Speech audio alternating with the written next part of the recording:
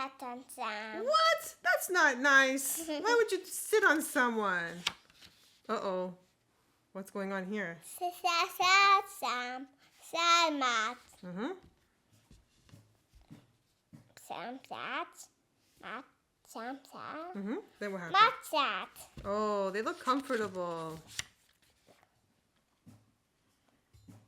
Okay, Sam. Okay, Matt. Okay, Cat. The end. Yeah! Well, the magic happened again.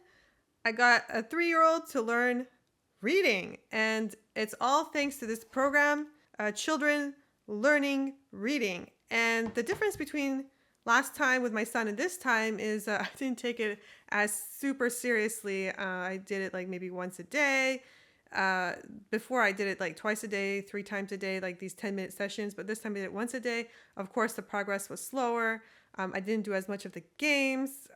Of course, that made the progress slower, but still the reinforcement, the positivity. Celebrate good times, come on. This positivity is really good for the brain, and I really believe that is a big reason, a big factor as to how she was able to pick up learning, reading at such a young age. I'm so proud of you. Give me 5 or a poke. I have these like little games like here and there, these little puzzles. Dit. Very good, very good. Dit.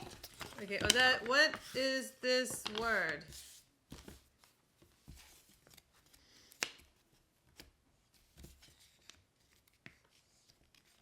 Okay, stand up. Yeah, what is it? Can you read each letter here? Map. Dit. These Bob books, after they learn like all the what they call CVC words, consonant, vowel, consonant, then we moved on to these like really simple books that like they're really easy for kids to read. Really important to be consistent, gentle consistency.